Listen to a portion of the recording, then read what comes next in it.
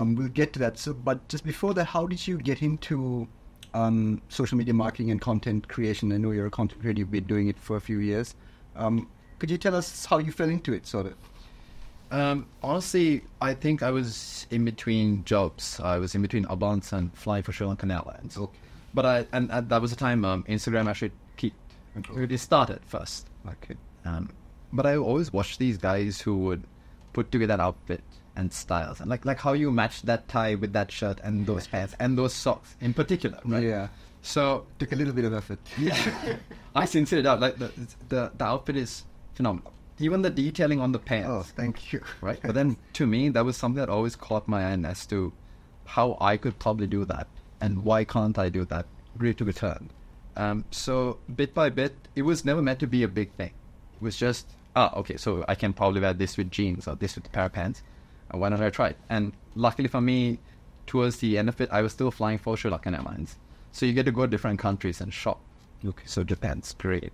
Okay. The Middle East is great for that sort of thing. So I was able to actually act it out and get the stuff, what I see on social media. I was able to go and buy that and put together outfits and see how the entire thing worked.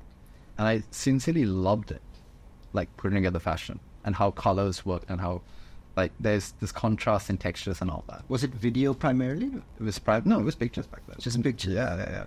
Wow. So were you a model first, or did you get into content creation first and then sort of become a model? How did you get into the modeling industry? I think what happened was I was anyway into looking some form of aesthetic. Okay. It just so happened that I was a host for a show called Party Crashers. Okay. Way back when. Okay. And what was it on? I think it was on, not Derana. It was, I think they closed the TV show also. Okay. Okay. RT,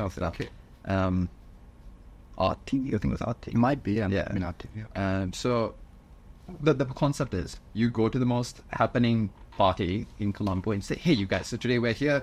You should be here. This is the manager of the event. And then I talked to his friend because that was a positive review. Right. And that was it. You just hype any event you go up to. Right. Okay. It just so happened that towards the end of that, I happened to go to a showroom opening. I don't understand why that was the party. Okay. But at the showroom opening, I happened to interview my now agent. I said, hi, sir. What do you think about the clothes and the accessories here? And he said, oh my God, it's absolutely terrible. And I said, I can't put that on TV. But towards the end of it, he's like, hey man, look, you have the height. And he's like, look, why don't you try modeling? And I was in a time in my life where I was looking for other ways to find more meaning in life, because the 9 to 5 was very monotonous. It was very draining. That's right. And this was something that was new for me. And I said, I might as well take a chance. And that was a good 7 years ago. Okay. Or 8 years ago. So early 20s. Yeah, you'd say early. I was 26 when I started modeling. When you started modeling. So was with this transition period from going from this corporate job, steady salary, to modeling, how was the parental sort of guidance on this? Long story short, my mom hated the idea. Right. My dad didn't even talk to me after the idea, because I was getting, like, when I was 22, in Albans, I was earning quite a good paycheck back then. I left that all to, again, take a chance on myself and then jump to Sri Lankan Airlines. And I was earning much better. Right. And then to convince your traditional Sri Lankan mother saying, I don't want to do this. I'm going to try this completely new thing that you have no idea about. And nobody else has any idea about, but you got to trust me on that. It was quite a leap of faith. So towards the initial bits of it, Ami despised the idea and really tried to talk me against it. So to give my resignation, even I couldn't tell her. I just said, as a meeting, I had to go. I landed from a flight, just got ready and just went back. But after the stuff started coming in, I could buy stuff with how to, like, oh yeah, this makes sense. You should keep doing that.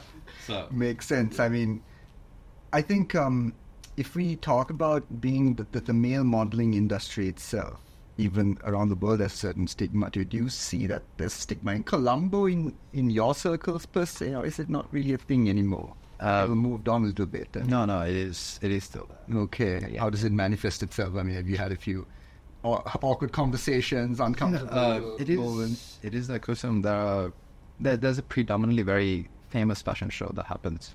That they pay senior female models X rate, starting female models Y rate, and whether you're an experienced male or female, you get the Y rate, which is, if you are still starting up, that makes sense. But to me, it seems that you're putting in the same amount of hours as the females. We talked about this, and what they said was, well, the girls have more work to do, which is why we're paying them more. But then, if you're locking in the same amount of hours, and if you give me more clothes to wear, I would do it. So because of the disparity, I was very hesitant, and I almost pulled back from the modeling world itself. Right. But it is still very much there. Right.